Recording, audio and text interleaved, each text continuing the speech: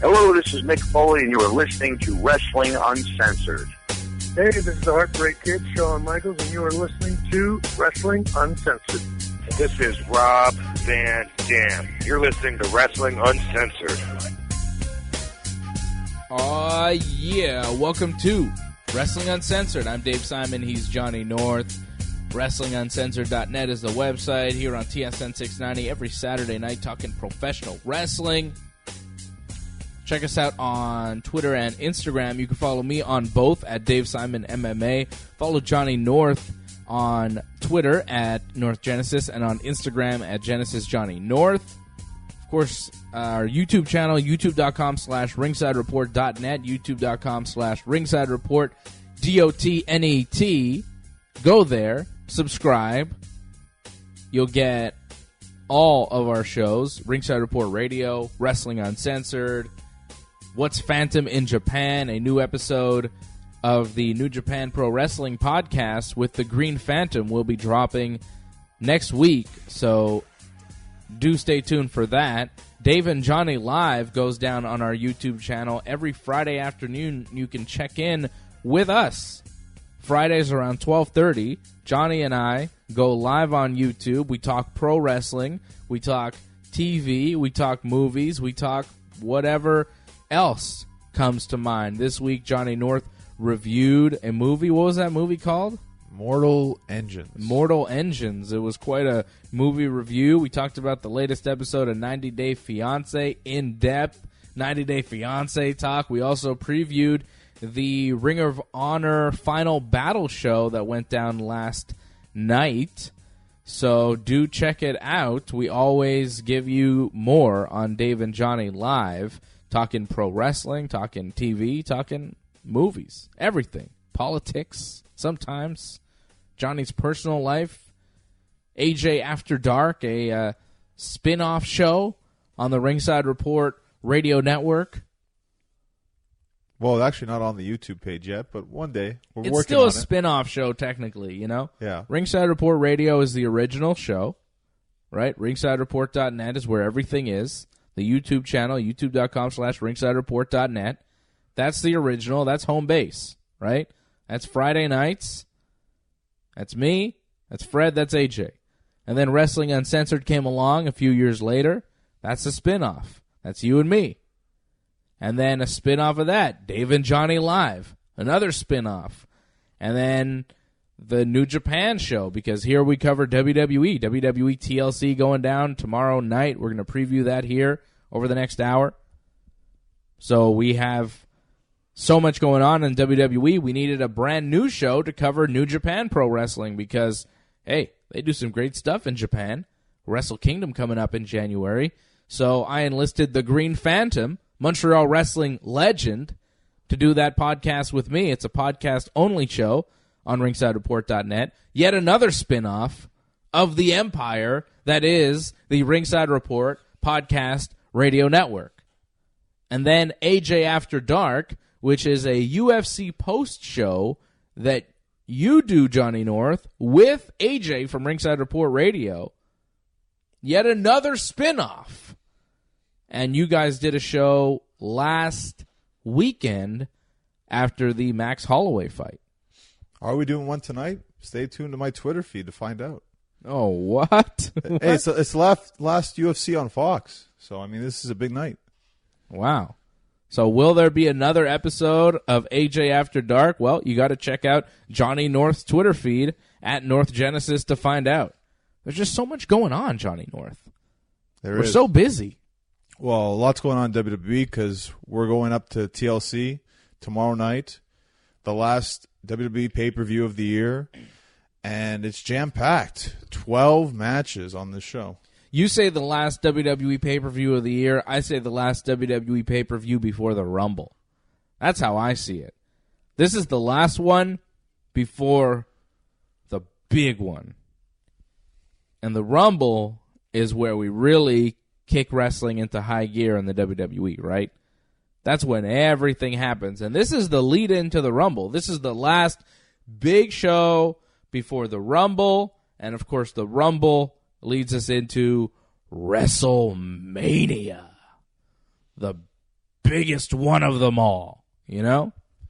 Well, I'm just glad we're ending it with a pay-per-view that's pretty much based around gimmick matches, where you're going to get a TLC match, you're going to get a tables match, a ladder match, a chair match. It's all been set now, and you got like 8 other matches. It's jam-packed. It's not one of the big 4 pay-per-views, but they make it seem like it's really important. This does feel like a big deal pay-per-view. The only thing we're really missing is Brock Lesnar, the Universal Champion.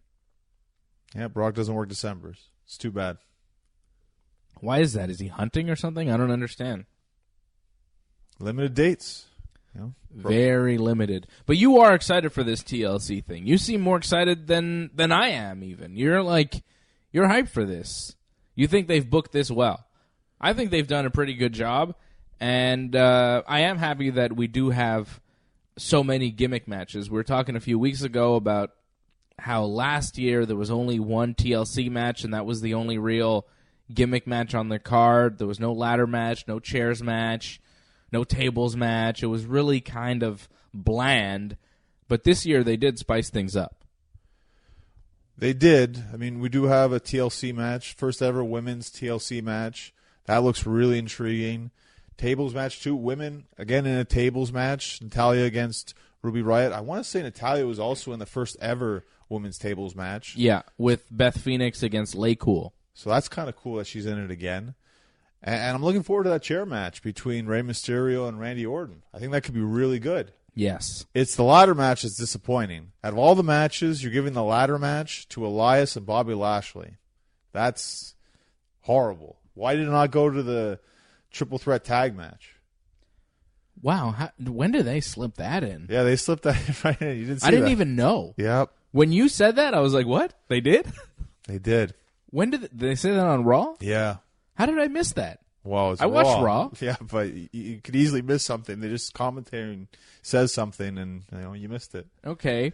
So the gimmick to that will be a guitar suspended above the ring, and the first to retrieve it can use it as a weapon. That's not a ladder match. That's a guitar on a pole match.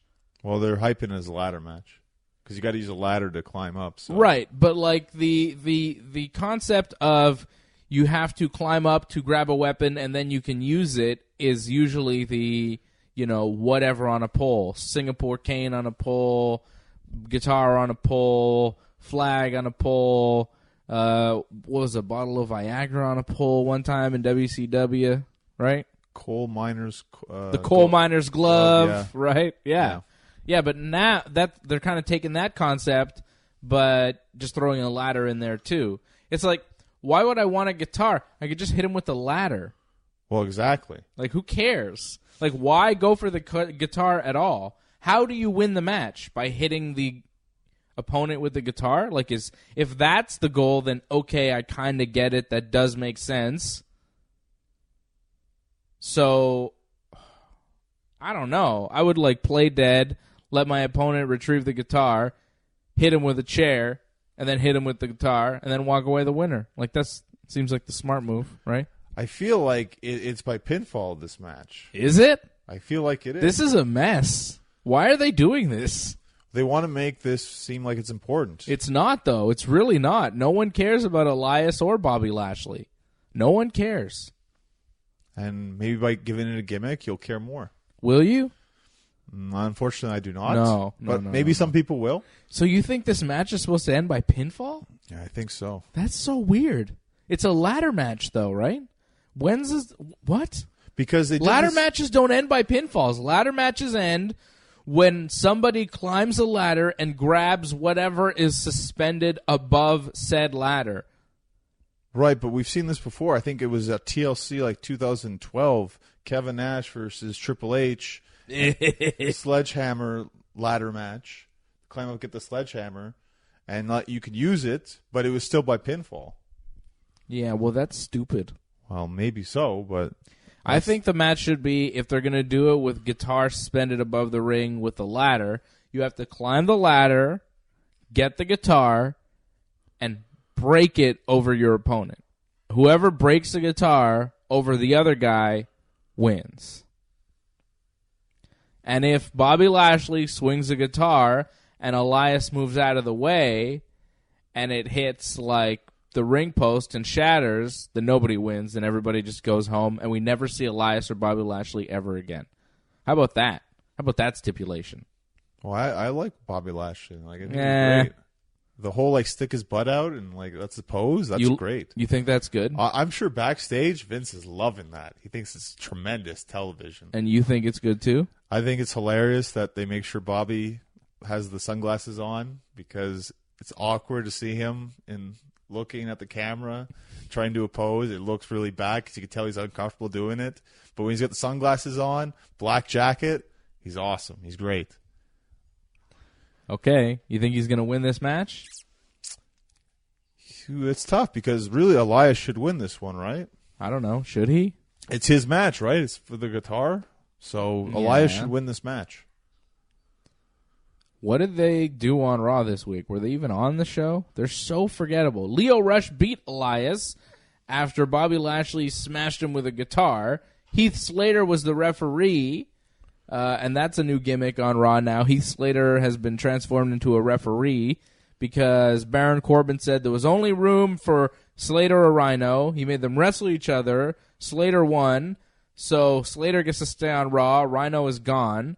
And then Baron Corbin's like, I only have room for a referee spot, though, so Slater has to be like a referee who does whatever Baron Corbin says.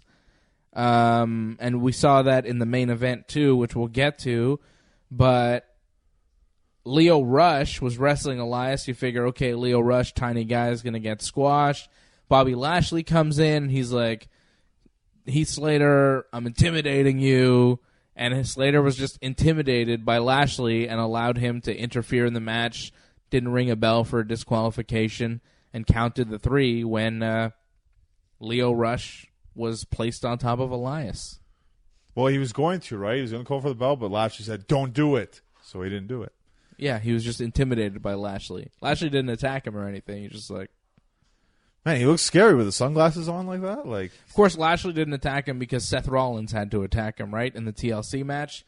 That's where Heath Slater got taken out a little bit. Slater was the referee for Baron Corbin versus Seth Rollins in Raw's main event in a TLC match, which I thought was decent for a Raw main event. Like, you know, Rollins took a lot, and he did some impressive stuff. The way that Rollins was able to springboard off the ropes, land on the ladder perfectly, like, it's impressive. He's an impressive athlete, you know? There's something missing from... There's something that I'm not interested about Seth Rollins. Like, I don't care. There's something missing with him. I don't know what it is exactly. I think it's a character. You know, there's just not a lot there. But he is a good wrestler, and he was able to display that in the TLC. He took some good bumps, you know, on the ladder, through a table, I think, too, right? Yep. Took some good stuff. I think it's the personality that you're not a fan of too much. Yeah, the promos just don't do it. Yeah. And he knows that, too. He knows it's not that great. It's his weakness, but he's a good wrestler, and it's amazing that you think a Raw main event of Seth Rollins and Baron Corbin was good. Well, it's a TLC, you know?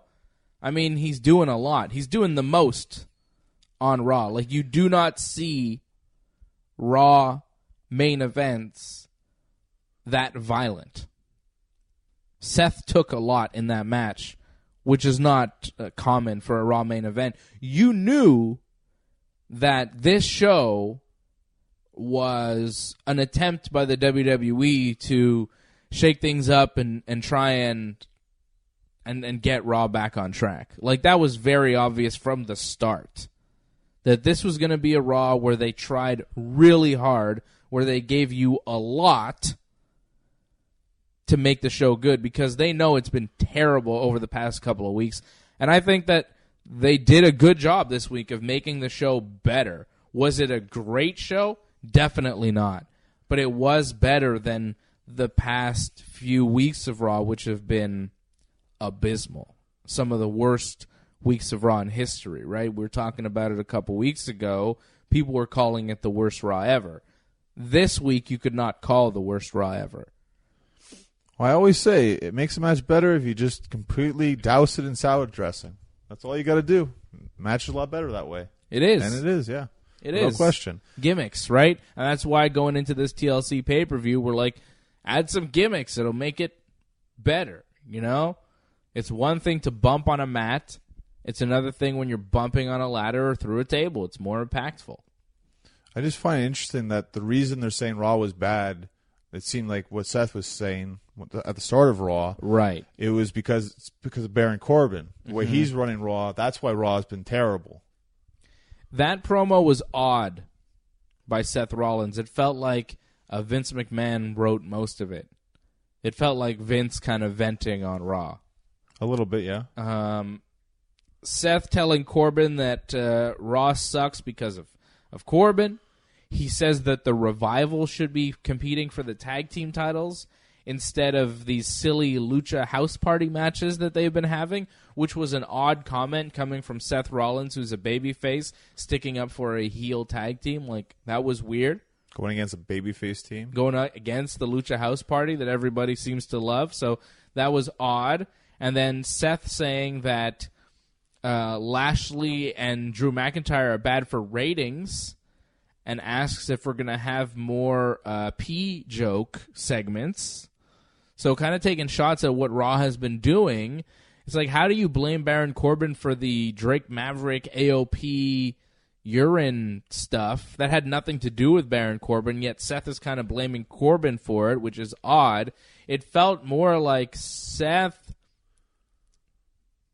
kind of being Vince's voice and venting about things that are wrong with Raw and saying, we're gonna stop all this stuff you don't like. You don't like the Lucha House Party. You like the Revival. And I'm like, do we? You don't like the P jokes. Yeah, okay, we don't like the P jokes. Lashley and Drew, I don't think they're great, but they're still being featured quite a bit.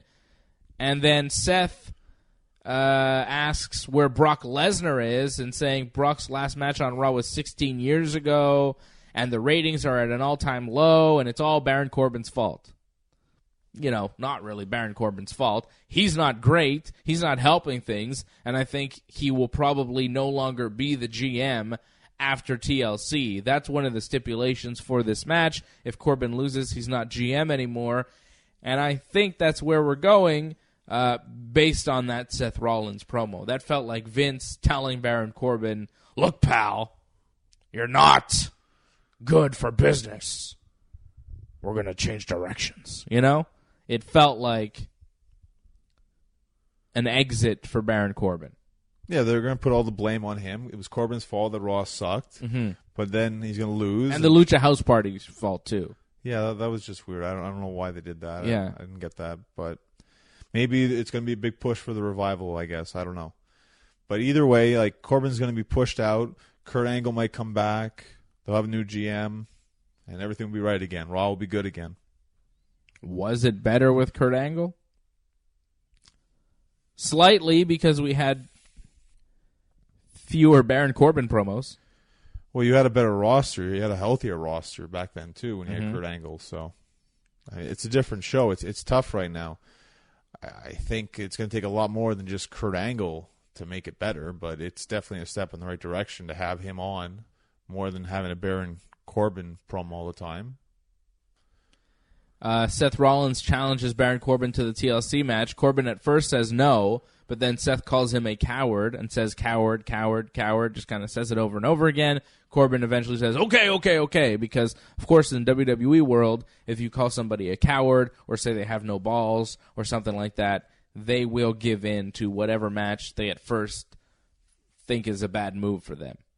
Bad move, will you call me a coward? Okay, I must accept your challenge. No choice. I guess. It's strange. Very strange. And then they make it for the Intercontinental title, and Seth, of course, wins, despite Heath Slater being the referee and trying to stop him. Corbin made Slater the ref and made him, try and help him win, but it still didn't work, and Seth wins. And now Seth goes on to face Dean Ambrose, who wasn't even on Raw. Well, he was there. He just didn't wrestle. Yeah, just, cut a little promo. Yeah, and he came out after the match and just, looked at Seth from the stage. Right. He just looked at him. Yep. That's all he did. That's all he did. It's a good paycheck. But it makes sense, for Dean Ambrose to win now. Seth just went through a TLC. Dean Ambrose did nothing. The last time these two met in a kind of physical way, it went completely in the Ambrose direction. He was beating up Seth Rollins. I feel like Dean Ambrose takes the Intercontinental title here. I think this should be the ladder match instead of Elias and Bobby, really. But it's a one-on-one match just for the Intercontinental title. I think Ambrose wins, and then Seth moves on to possibly win the Royal Rumble. Yeah, I think Corbin's going to screw over Rollins again, too, in this match. I think maybe Ambrose will be DQ, and then Corbin will come out and say, well, now it's a no disqualifications match, or maybe he'll make it into a handicap match. I feel like what happened on Raw is going to come back and hurt Rollins in the end. But it also helps Rollins because I think they're pushing him towards Brock Lesnar now. Yeah. Well, I think part of the reason why he'll lose the Intercontinental title is because he's maybe gearing up for a Universal title run. Possibly gearing up to win the Rumble. I think he wins the Rumble and beats Brock at Mania, and we see Seth Rollins walk out of WrestleMania as champion. It's very possible. It seems to be the best direction right now. I can't see anyone else on Raw who would challenge Brock Lesnar at WrestleMania. The show really is revolving around Seth. He's the main guy. It was Strowman, but it feels like Strowman is just kind of the guy now. He won't be the guy come Mania. No.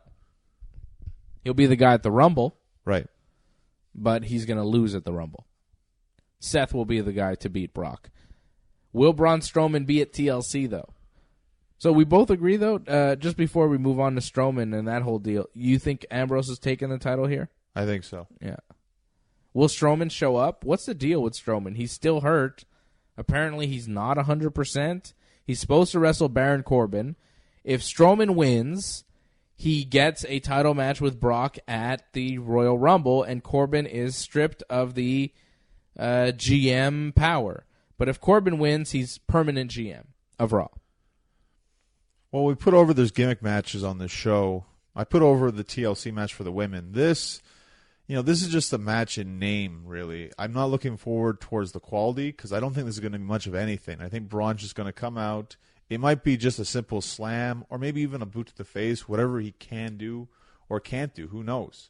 It's going to be very simple to protect him. So you think it will be Braun versus Corbin? Braun will still come out. He'll still do something and beat Corbin quickly? Or maybe someone to represent him. Yeah. But, yeah. Well, there are rumors that it's going to turn into some sort of multi-man match, which is possible, right? I mean, that would make it a lot more interesting. Throw a bunch of people in there and just add a bunch of chaos with tables, ladders, and chairs. I have no problem with that. But if they're doing that, like, who do they even put on the card? Like, who can... Because everybody's booked. You got 12 matches on this thing. Who from Raw could you even use in a multi-man match? Like, if you're going to hide Strowman's injury, right? Right. And give him a partner or two to kind of do some work and give maybe Corbin a partner or two, who are these partners? Where are they coming from? Well, I would think maybe, Strowman comes out. Corbin's already in the ring. AOP maybe tries to jump Strowman. You have the Revival come out and attack AOP, and you just have a bunch of people keep coming out until finally it comes down to Strowman and Corbin, and Strowman finishes Corbin quite easily. The Revival and AOP. It would make more sense if AOP was still tag champs, but oh well. So now they're just back up for Baron Corbin? That makes sense, I guess. Like, that's going to be who they have left, right? They're the only guys on Raw that are not booked, pretty much. Heath Slater. Well, I'm sure Heath will be used in some capacity. He might as the referee. He might screw over Seth Rollins. I think he'll just be the referee for the Baron Corbin thing. I think he's more involved with Corbin than he is with Seth Rollins. Like, he was only involved with Seth because Corbin was wrestling him. Well, again, it's all tied with Corbin, right? Because Corbin might want revenge on Seth for what happened, so... Maybe. I think Corbin's got to focus on Braun Strowman and whether or not the monster among men shows up to give him these hands. would be cool to see Braun. I don't know what kind of capacity he's going to be in at TLC, but we both expect him to somehow come out victorious here because we're both saying that he's going to wrestle Brock at the Rumble. So he's got to win, right? He's got to win. We need a new Raw GM. Yeah, we need that, so that's what has to happen. Who would your ideal Raw GM be? Like Kurt Angle, really? Like we've seen it before. Like, is there somebody out there that they could get that would be just awesome and that would improve the show? We need somebody that will make the show better and make it more fun to watch. Well, right away, like Stone Cold Steve Austin is the number one choice, I think. He's just a great character to have. Yeah. He would boost everything up. That's a good one. How about Hulk Hogan? Come on, brother.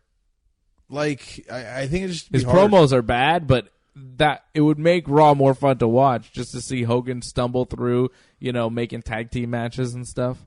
I don't know if that's good television. It's fun for us to watch, but I don't know if that's good television. Hulk Hogan's always good TV, though, isn't he? I question, has enough time passed, really? I mean, it's cool to see Hogan once in a while, but to have him on TV every week, it's a lot. Stone Cold's not going to do it. Like, Stone Cold would not do it. It's too bad. He's the best choice. I'd be surprised. They'd have to offer him a boatload of money, I think. Yeah, they would. And plus, he probably wouldn't have to be on TV every week, too. He would be great, though. I agree. He would be a fantastic GM. He has been. And he's just, whenever they bring him back, his promos are always so good. He's always fun to watch. And, like, no matter how old he gets, he's still the GM that you don't want to mess with, Yep. Because he could just open up a can of whoop ass, give you a stunner, and then what are you going to do? One of the most strongly booked wrestlers the WWE has ever had. But the same can be said for Hogan as well. So. Yeah, but Hogan doesn't have that element that he's going to just turn on you and hit you with the stunner out of nowhere. He's not the Texas Rattlesnake, He's the American hero. It's different. And he can't get down for the leg drop anymore, brother. So his most dangerous weapon is gone. Stone Cold still got the stunner. He can still hit you with that stunner. But Hogan, because of his bad hips, he can't hit the leg drop. He can hit the big boot, but he can't hit you with the leg drop. I don't even know if he can body slam you. Well, if you want guys that are really going to boost the ratings, those are your two guys. But it's more than likely going to be Kurt Angle or like Alexa Bliss. Ugh. Doesn't help the show. It's just status quo. That's what happens with those two. Yeah, that's it. Help the show. Get a GM that'll be fun. Make Vince the GM for a little while. Oh, even Triple H, honestly. Yeah. And, I don't know. Be a lot of long-winded promos going nowhere. I think 2 or 3 weeks into that, John, you'd be regretting that. You'd be like, oh, this is terrible. I don't think Triple H is the answer. I love him, but I just don't think he's the answer. Plus, he's super hurt now, isn't he? Just had surgery. Hey, man, if he can say he tore his pec in a match and still keep going, he can't be that bad. I tore my pec in a match, but we still beat the Brothers of Destruction, and we did it in some country I can't remember the name. Yeah, heaven forbid they change the finish. Tore my pec, but no, we're still going to go over. Of course, brother. What do you think you're talking about here? All right, so we think Braun Strowman's somehow going to miraculously show up and win this match, maybe with help from the Revival and the Lucha parties? Maybe Finn, too. Finn likes to help people. Well, Finn's already in a match, though. Finn's busy. Finn is wrestling Drew McIntyre. But is that for sure? Because Finn wasn't on Raw. He didn't do any of the house shows. Apparently he has some sort of illness. Uh-oh. So he's supposed to be at TLC, but will the match happen?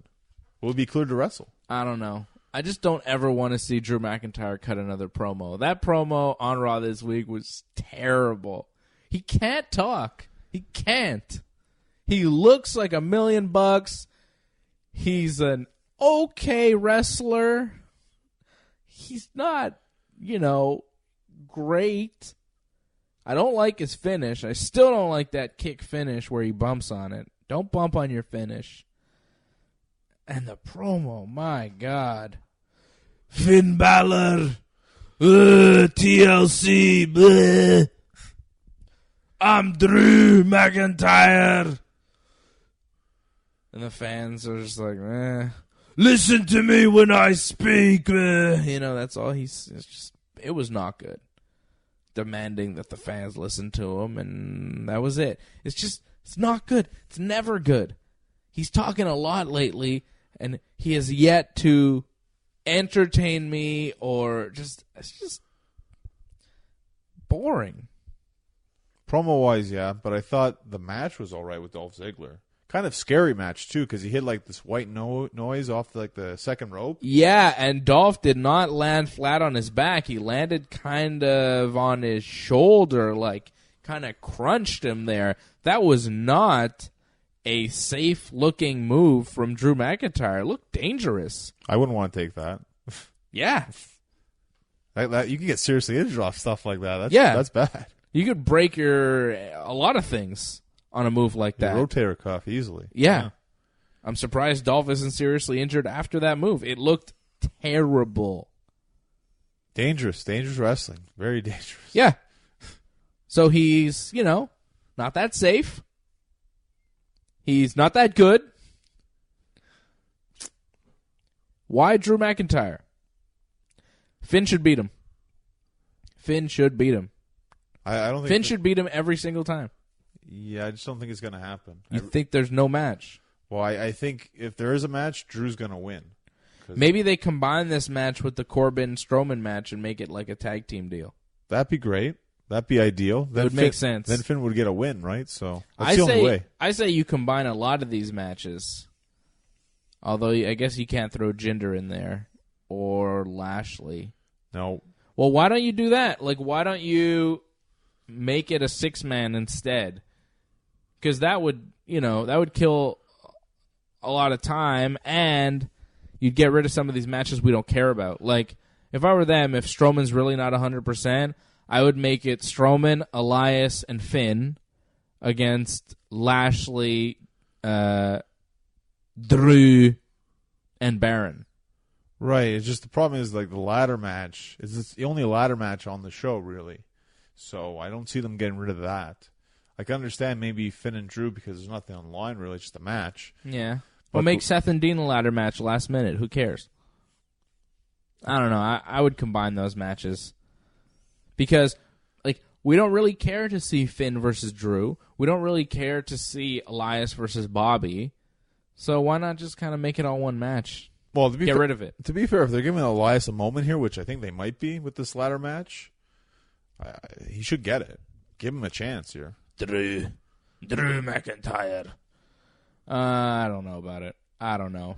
I think Finn should win if they do have this match. Oh, I don't think he's going to win. No, I don't think he will because Drew's getting a push. But and Finn was not even featured this week, or they barely even talked about him. So, Finn's not really doing anything. Just he's the guy that gets beat up, and then sometimes he comes back, but usually he just gets beat up, and that's what's probably going to happen at the pay-per-view.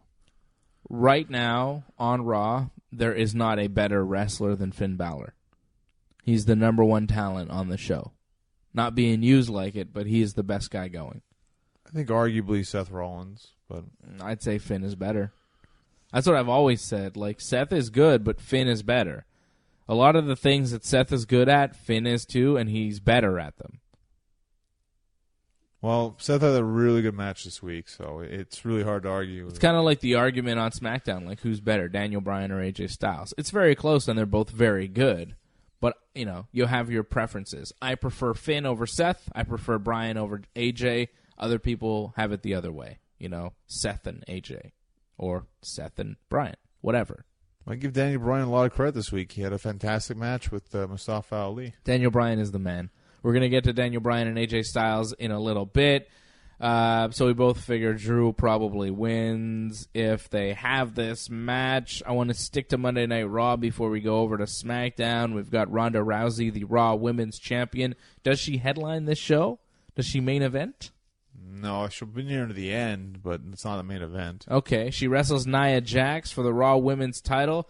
I think Nia Jax is taking it. I think Nia Jax is going to have some interference with Tamina, maybe with the Riot Squad. Something's going to go down, and Nia Jax is going to wind up champion. You know, it's really not impossible. I could really see that. I'm just off on the sense that, you know, this is TLC, where it feels like it's not that big of a deal, and you're going to have Ronda lose her first match on TLC. Yeah. I'd make it a bigger deal, like the Rumble maybe, you know, WrestleMania obviously, but TLC, I mean, it makes sense going into WrestleMania because we feel that Nia as a champion going against Becky makes a lot of sense, and then you have Ronda and Charlotte on the other show. Ronda can win the Rumble. Right, or Becky, or whatever, however it all falls into place. Yeah. But, yeah, Nia as champion would make things a lot easier. However, Ronda as champion, that still seems like the way it should be anyway. She should be in the title match for WrestleMania. So why take the title off her? I don't know. You don't have to. You don't have to. I just feel like they might be going in that direction. I could see them keeping it on Ronda. I'm not sure how it's going to go, but I feel like maybe they're going to go with Nia here. If you're going to go with Nia and you say, oh, maybe you want to give Ronda a more high-profile spot if she's going to lose, high-profile show, but do you? Maybe you want to hide the loss a little bit, you know? You don't want her to lose at WrestleMania. You don't want the world to see her lose. You want to see her victorious in those big moments, and maybe this is the time to kind of quietly take the title away from Ronda so she can come back and regain whatever at WrestleMania. Well, you're thinking she wouldn't even wrestle Nia, though, at WrestleMania. She'd wrestle somebody else. Yeah, I think it'll be Ronda Charlotte in a rematch at WrestleMania for the SmackDown Women's title, and Becky will challenge Nia for the Raw Women's title. Makes a lot of sense. I'm just saying, like, you could still do it Ronda against Charlotte, but on Raw, and then Nia against Becky on SmackDown. It could work that way, too. Yes. I think those are the main events, though. Yeah. No matter how you slice it. No matter how we get there. It's just how we get there. That's the question right now. Right? I feel like Nia as champion, though, would be good. A heel champion. She is the maybe top heel on all of Monday Night Raw. Like, people hate Nia Jax right now because of what she did to Becky Lynch, because she's bragging about it. Her promos have been pretty bad. But they're investing a lot in Nia Jax. I wouldn't be surprised if they did it. Gave her the title. But then Becky would have to lose her championship. And I don't feel that you need to have Becky lose any steam right now. I'm guessing you're feeling that Becky's going to lose at TLC and Charlotte's going to become champion then. Yeah. That seems to be the default of whatever happens. You usually put the title on Charlotte, yeah. Yeah. I understand that. Yeah. But I also think because Charlotte hasn't won the Rumble yet, you'd give Charlotte the Rumble win. Maybe. You might be right there. Charlotte wasn't even in the Rumble last year, right? I mean, there's so many ways this could go, right? And I don't think there's a wrong way as long as you've included these four involved. Yeah. It's too bad Asuka's on the outside looking into that one. But she got the over this week, so. Yes, she did. Yes, she did. Elsewhere at TLC, so many matches on this card. It's ridiculous. You have Natalya and Ruby Riott. I thought the promo this week on Raw was really good.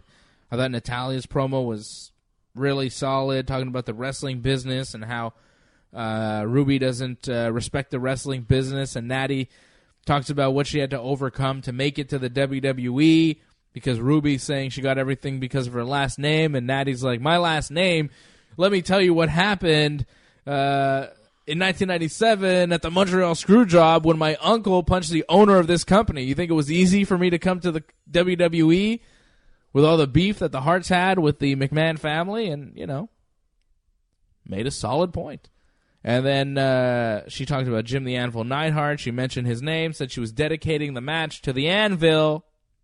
And then she started to cry, and then Ruby Riott came out, and she cut a promo on Natty and said she's a disgrace to the Harts. And she unveiled a table of Jim Neidhart. There was like a table with like a Jim Neidhart picture on it, and Ruby says she's going to put Natty through the table at TLC. and she'll be closer than ever with her dad. I don't know what that means. She's going to kill her or something. I don't know what she's saying. Maybe she's saying it, because she'll be close with the table, with the picture of her dad. But it did sound like Ruby was saying, I'm going to kill you in this match, and then you'll be dead like your father. It seemed a bit rough. It was like a serious promo there. Natty was crying. It was good, and this is the culmination of a long feud here between Natty and the Riot Squad and the whole Jim Neidhart thing. Natty said some interesting stuff in that promo, and now she has a tables match, one-on-one against Ruby Riott at TLC. This is a big one. I hope Natty wins. But I'm worried, and I'll tell you why. Why? British Bulldog, Shawn Michaels, all right? Okay. British Bulldog dedicates the match against Shawn to his dying sister. Okay. He then lost the match to Shawn Michaels. Last time somebody from the Hart family dedicated a match to somebody who was dying or had died, didn't go in the favor of the Harts. Remember that? Yeah. Remember how mad Bulldog was? Remember how mad like all the Harts were because of that? Shawn should have lost that match, by the way. What was that, Insurrection? Well, that's it. It was like a UK-only pay-per-view. Yeah, and Bulldog lost after dedicating the match to his dying sister. Well, you better read the run sheet before you make promises and dedications. I think he was told he was going to win. Well, things change, so you better watch what you say. Yeah, Shawn doesn't want to put people over. I don't think it was all Shawn. I'm sure a lot of it was Vince. A chance to bury Shawn Michaels and you're not jumping at it? I'm surprised. I just don't believe the talent had that much power. Oh, the Clique in their prime? Really? I don't believe. Really? I don't believe they had that much power. Jeez. I'm sure. Jeez, brother. I'm sure, like they could, have an opinion and say something, but I don't think it was the end all be all. Like, whatever, the Clique, whatever they said had to go. The screw job. Well, that was different. This wasn't. It's all part of it. What happened? It was all part of it. Come on. UK wasn't a screw job. No, but it was pretty bad. I think it made a lot of sense for Bulldog to lose at that point. Well, it's ancient history now, Johnny North. Bulldog's passed and everybody's gone. So, what are you gonna do? Only Shawn's still around, still kicking. HB Shizzle. Can Natty win one for the good guys here? Well, that's the main point of all this, right? Is that she's going to honor her father. Like, what is Ruby really getting out of this? Yeah. So, except being a monster heel. I don't know. I mean, anytime the Hart family legacy is on the line, I want that legacy to be defended. I'd also like them to bring in the Harts, bring in Harry Smith, bring in. They got a little group going right now. Harry Smith. What's his name? Teddy Hart, who's not crazy anymore, not as crazy anyways. He's like, calm down. And Brian Pillman Jr., they're like a group. Teddy Hart and Brian Pillman Jr. have been teaming a lot. WWE should bring them in. To NXT, they'd be incredible. Imagine that. Whew. Yeah, it's just Teddy. Money. It's just Teddy's got some management issues. Whatever, bring him in. Try him out. Try him out in NXT. See what he does. He's cleaned up his act, I'm telling you. I hope so. He's a great talent. Oh, incredible talent. It's just, a lot of enemies. Demons. Yeah. Demons, brother. Lots of demons, unfortunately. I hope Natty wins this match here. Okay, we got to take a short pause. We're going to get to the Smackdown side of this pay-per-view, which is the good side. This is really some excellent stuff. When we come back, it's Wrestling Uncensored. Stay with us.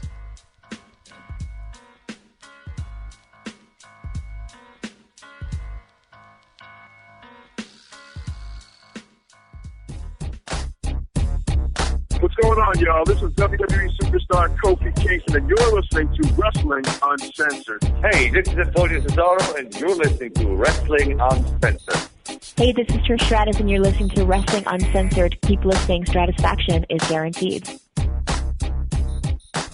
Yeah. Welcome back. Wrestling Uncensored. I'm Dave Simon. He's Johnny North.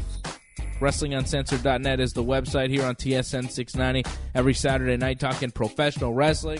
WWE TLC is going down tomorrow night. This one in San Jose, California, the home of Bayley. And Bayley will not be on this card. She got booked. Nothing going on, Bailey. Too bad. You lost the Mixed Match Challenge. Too bad. That's right. She's not in the Mixed Match Challenge finals because it will be the Fabulous Truth, R-Truth, and Carmella taking on Jinder Mahal and Alicia Fox, Mahalisha. Who wins? The winners of this match will be the 30th entrant in the respective men's and women's Royal Rumbles. Yeah, I'm thinking Truth and Carmella, just because I think they really like the 7-second pose down that they do. The dance break. Yeah, I think people love that, and I think they want to get them over as much as they possibly can without really getting them over, and this is a great way of doing so. I think that they win this too. Makes sense. It'll probably be on the pre-show. And like Truth coming out at number 30 in the Rumble will just be like a nice comedic end to the show. It'll be funny. That's it. Carmella coming in at number 30 in her Rumble. It's like, yeah, all right, fine. Dance break. She'll probably be in like the final 4 or something. Yeah. It's a nice little rub for her. Yeah, it's good. She deserves it. She had a long run as champion and been kind of relegated to this Truth thing, and she's made it work. It's kind of too bad in a sense. I thought her reign could have lasted a bit longer, but she has made. She did a good job as champion. She did, but Charlotte had to come back and take the title. So there's a lot of talent on SmackDown. That's a problem. A lot of talent on SmackDown, and that talent on display. I think this is the main event: Charlotte Flair, Asuka, and Becky Lynch for the SmackDown Women's title in a triple threat TLC match. This is the main event. This is the match. It should be. I mean, if it doesn't end it, in my opinion, this is the match to watch anyways. The main match to watch. If this doesn't close the show, what does? Well, maybe the Strowman-Corbin thing. Yeah. But this should close the show. This could be match of the night. I expect it to be one of the best matches we see, if not the best. Great stuff. I thought Asuka and Charlotte on SmackDown this week was a really good match. Great main event that ended with Asuka winning by disqualification when Charlotte attacked her with a kendo stick, and then Becky got involved because Charlotte hit her, and then they all fought, and then Asuka put a beating on both Becky and Charlotte with the kendo stick and stands tall to end SmackDown. I think that's Asuka's victory there. Like I said, I think Charlotte probably walks away with the championship after this match. Should be awesome. I'm thinking Becky. Though Becky, in my opinion, is the biggest question mark because she hasn't wrestled since she got punched in the face by Nia. So how is she going to be in that match where it's pretty much just a brawl? That's a rough kind of way to come back after being injured. Yeah, it's a tough match to come back to. But it's a good test to see what she can do. I don't think in her first match back she should lose the championship. So she should win this match. We've seen it before where people get injured as champion, and then when they come back, they got the title taken right off of them. Remember Dolph Ziggler when he was world title champion, world heavyweight title? Yeah. It happened. He had a concussion, right? And then as soon as he came back, he dropped it to Del Rio. That's right, yeah. It's happened before. Yeah, it could happen. It's just, I think Becky right now, one of the hottest things right now in WWE, I don't think you want to cool that down by having her lose to Charlotte again. I think she should retain. She loses to Charlotte, but it's in a TLC, and Asuka's there, and she doesn't get pinned. She doesn't submit. Becky has beat Charlotte. 1, 2, 3, middle of the ring. Charlotte winning here still doesn't really beat Becky. Right? Well, it is because she got the title back. Yeah, but you know what I mean. It's a win, but it's not the same as what Becky... Becky can still say, one-on-one, you can't beat me. You can't pin me. You can't make me tap out. Well, the main thing is you got to be champion going to Mania, or you better become number one contender somehow, because that's what's important. So it doesn't matter what she did to Charlotte in the past. It's what you have going into Mania. Yeah, but Becky losing the title here doesn't necessarily kill her momentum. She could go into the Royal Rumble, a lot of promos talking about winning the Rumble and getting revenge on whatever, Nia Jax or whoever, And then, boom, she wins the Rumble, and Becky's got all the momentum once again. Yeah. I just don't think she needs to lose the momentum, in my opinion. I'd keep it going. All right, well, we'll have to wait and see. It should be an excellent match. I also expect a great match out of The Bar, The New Day, and the Usos. I hope it's better than the rap battle on SmackDown this week. That was awkward. You know, the rap battles work when it's the Usos against the New Day, but when Sheamus and Cesaro are in it, it was not good. It's bad television. Oh, yeah. Really bad television. Like a shameful television. Shameful thing. Very. They should be embarrassed that aired at all. Yep. Live TV. Sometimes things work, sometimes they don't. And I said it last week, as like rap battle, that's a real risky thing. It worked the first time, and it probably shouldn't have. It somehow worked by miracle because the New Day is so incredible they can make anything work. But this could be dangerous, and yep, it turned out exactly the way a pro wrestling rap battle should work. You know, terrible. Oh, no, the first one worked because the Usos went off script, I think, and talked about Xavier Woods having like a porn tape. Right. Well, that's why that worked. Yeah, New Day was good too, though. They were both very good. And Usos, you know, they did their part in this one. They weren't bad. They had some good lines, but not as good as the New Day stuff. Yeah, I think it was just a badly executed idea. I like the suits that the New Day was wearing, though. They look sharp. Okay, Kofi was really bad. Terrible. What do you mean? Just his delivery was just really bad. I loved it. I thought they were good. No. Kofi's bad, really bad. Who wins the match? Should be a great match, though, for the SmackDown tag titles. The Bar, I feel like they just won the titles, so they'll probably retain, right? They should. But, I mean, it's the New Day. New Day could always win, right? So I don't think they do, though. I think they lose. I think the Bar winds up retaining the titles. This is really the elite. This is the class of the tag team division in all of the WWE in one match. These are the three best tag teams that the WWE has. Some of the best tag teams in the world, really. The New Day, the Bar, and the Usos in a triple threat. Ring of Honor, last night at Final Battle, had a triple threat tag team match, which, similar. It's really, some of the best tag teams in the world there. The Briscoe brothers, the Young Bucks, and SCU. And here you have the WWE's version of their best tag teams, and these tag teams could stand up to any of the greatest tag teams in the world, including, the Ring of Honor or New Japan guys or anybody, really. These are some high-quality, world-class professional wrestlers here. This could easily be the dark horse match of the whole night, without question. Yeah. It might be the first match, but it might be the best match. I think it might be the best match on this card. It should be great. I'm looking forward to it. Also looking forward to Daniel Bryan defending the WWE Championship against AJ Styles. I really enjoyed Daniel Bryan's promo again this week on SmackDown, apologizing to Sheep for calling people sheep, saying sheep are way better than people, especially these people who are parasites. Talks about beating AJ Styles, and then Mustafa Ali shows up. And Bryan puts him over, and Bryan says the fans are too xenophobic to deserve Mustafa Ali or to appreciate him. And then Bryan asks Ali what kind of car that he drives, and Ali says an SUV, which upsets Daniel Bryan a great deal. He gets so mad that he slaps Mustafa Ali, and the match is on. Daniel Bryan winds up beating him via heel hook submission. Using that move against AJ Styles last week, using the move to beat Mustafa Ali this week, the yes lock may be gone. The running knee even may be gone. This may be the way that Daniel Bryan wins matches now. The heel hook.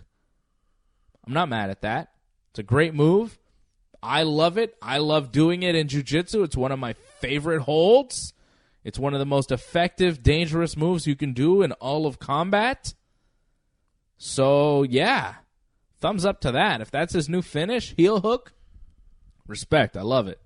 Well, he did do the yes lock, but Mustafa got to the ropes, though. Oh, but he finished with the heel hook. Right, he beat Big Cass, I think, with the heel hook, if I'm not mistaken. Right. So this isn't brand new. But he's saying the Yes movement is dead. Does that mean the Yes lock is gone too? I don't know. Well, the Yes kicks were still used, so. Okay. So maybe he's going to stick with that move? I don't know. I feel it's just, It's just an alternate finish. Yeah, it's just a little tweak here and there. The match was very good. It was fantastic. It was great to see Mustafa Ali in that kind of position to showcase himself. I think a lot of people don't know how good he is, and I think people found out. Yeah, he's very, very good. And it's funny seeing a guy from 205 Live next to the WWE Heavyweight Champion, and they're roughly the same size. Well, Daniel Bryan, yeah, small. Yeah, it's not big. The that's fine. Title looks huge on him. Yeah. But like Mustafa Ali's not huge, Bryan looks thicker than him. And I think that's good to have a guy who's smaller than Bryan for Bryan to pick on so that Bryan can really get heat and be the heel that he is trying to be. I thought the opponent selection was very smart. Mustafa Ali is very likable. He's high flyer. He's kind of skinny. So to put Bryan in there against him made Bryan look like a bully and a bad guy. Whereas, few guys on the actual SmackDown roster can do that because a lot of them are bigger than Bryan. So Bryan, when you're the smaller guy, it's hard not to look like the underdog. So for a cruiserweight to come up, I thought was a good move, and it's not a bad move to keep using cruiserweights, They're great wrestlers.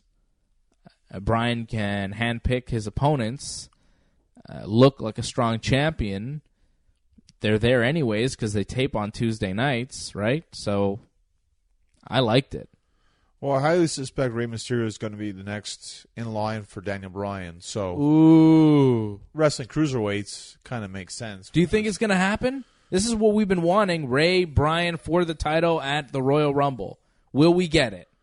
I feel like we will. I mean, now it's official, chair match, Rey Mysterio, Randy Orton. I think Rey wins that one and then moves on to Daniel Bryan. It just makes a lot of sense. I hope so. That would be incredible. That is my dream right now for the WWE title, for Daniel Bryan to get a nice little program and a nice main event at the Rumble against Rey Mysterio would be awesome. We're talking about match of the night here, match of the night there, Charlotte Flair and her match and all these different matches could be match of the night. Daniel Bryan is wrestling AJ Styles for the WWE Championship one-on-one. That also could be match of the night. I mean, these are the two best wrestlers in the game. Well, this is what puts this pay-per-view on a whole as much more than just another pay-per-view. Because, yes, you have your gimmick matches, but you also have matches like this that could really stand out and be like potentially match of the year candidate right here. So I think in the end, this might be one of the better pay-per-views you see all year. Potentially. Yeah, I'm looking forward to TLC, and this match should be great. We both expect Daniel Bryan to retain the WWE title, though, right? We do. If it was up to me, I'd put the title right back on AJ Styles. I think AJ is the guy who should be carrying the whole show. But what? Yeah, AJ Styles. No, Daniel Bryan is the guy carrying the whole show because Daniel Bryan is the guy who can cut the promos. AJ Styles is the guy. It's a promo-based show. Yeah, but I think we need to get back to wrestling. And AJ Styles, in my opinion, he's the best wrestler. So he should be the champion. Well, in my opinion, Daniel Bryan is the best wrestler, and he is the best promo guy, so he should be the champion. I don't know if he's the best promo guy. That's highly questionable. On SmackDown? I don't know about that. Who's better? I think Randy is really good. No, seriously, Randy's promo is really good this week, talking about Rey Mysterio and how he's going to beat him in the chair match. I enjoyed that. Whatever, John. Randy Orton, he just played footage. He just played a video. It's good. It's not a promo. He didn't talk. He just played the video. He talked a bit, and then Rey Mysterio showed up and beat him up with a chair, and that was it. And that makes me wonder, okay, Randy's beat up Rey several weeks in a row here, and then Randy, the week before the pay-per-view, he gets beat up by Rey. Is Randy going to beat Rey at TLC? Or does Rey win? Does Rey get his ultimate revenge by beating Randy, and then we get what we want, Rey becomes number one contender and moves on and faces Bryan at the Rumble? Because I feel Randy's gotten way too much over so far. I mean, he's beaten Rey already one-on-one on SmackDown in the main event. I feel like Rey kind of needs to get this win back. I hope so. Shinsuke Nakamura, the U.S. champion, is not booked. No, but 12-match card. Don't have the U.S. champion on it. the U.S. title is the lowest championship when you think about it. Besides the Cruiserweight I guess Cruiserweight Championship is more important because it is defended on right. TLC. Buddy Murphy is defending against Cedric Alexander. So the U.S. title is the lowest title in WWE. Correct. Wow. Pretty bad. You did see a pretty cool tag team match this week on SmackDown, though. It was Rusev and Jeff Hardy beating Samoa Joe and Shinsuke Nakamura. Rusev hit his Machka kick on Shinsuke for the win.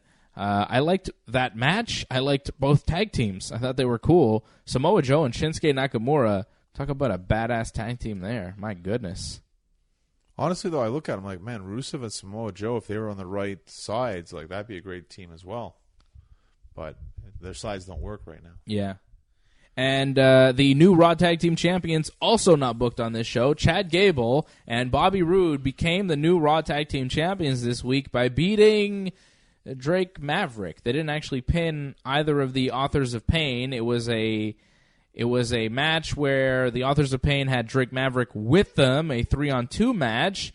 Roode got a crucifix pin on Maverick when Drake thought that Roode was just totally done, and he went to do a lazy cover on Roode, thought he had him all beat up, and then, nope, Roode pins him, 1, 2, 3, and the new Raw Tag Team Champions, Chad Gable and Bobby Roode, they had matching gear this week, looking like a real tag team. Matching robes. Yeah, I think it's good. They're fine. You know, I think Chad Gable's one of the most talented guys in the WWE, so good. He's getting a little title run. I think it's a great surprise. I didn't see them ever winning the tag team titles. I always felt like they were always going to break up, but they're actually giving them the tag team titles. I mean, I don't expect this to last long, but it's nice they actually found some success and treating them as stars on Raw when, for the most part, they're just treated as low mid-card at best. Yeah, so now they'll probably get a little bit of a rub. Not booked to TLC, but hey, they got the titles. They got the titles, and they're obviously going somewhere with them. I mean, I think eventually maybe AOP might win the tag team titles back. Right, because they didn't really lose clean. They kind of had their manager lose for them. But who knows? Maybe they see something in Roode and Gable, and they're going to go farther with them. Who knows? Yeah, I don't know. I could see AOP taking them back. Don't know when. Maybe after a little feud here that we're going to see over the next few weeks on TV. Johnny North, I will be back, possibly with you, possibly with a cast of characters. We'll see what's happening. Tomorrow night, right after TLC, we're going to do a TLC post-show. So do tune in to our YouTube channel, exclusive on our YouTube channel, youtube.com/ringsidereport.net, youtube.com/ringsidereport.net. Go there, subscribe. We'll be on live right after TLC, breaking down the whole card and starting to figure out what's going on at the Royal Rumble and WrestleMania. A lot of news will come out of this TLC show, so definitely check out our post-show. We'll recap the whole thing on our YouTube channel. More info is on our website, WrestlingUncensored.net. You can follow Johnny North on Twitter at NorthGenesis. Follow him on Instagram at GenesisJohnnyNorth. You could follow me on Twitter and Instagram at Dave Simon MMA. Just before we go, Johnny North, your next match, a big one, tomorrow afternoon, right? It's only a couple hours from now, actually, yeah. 2 p.m. Going to be wrestling for the NWA British Commonwealth Championship against Dom Boulanger.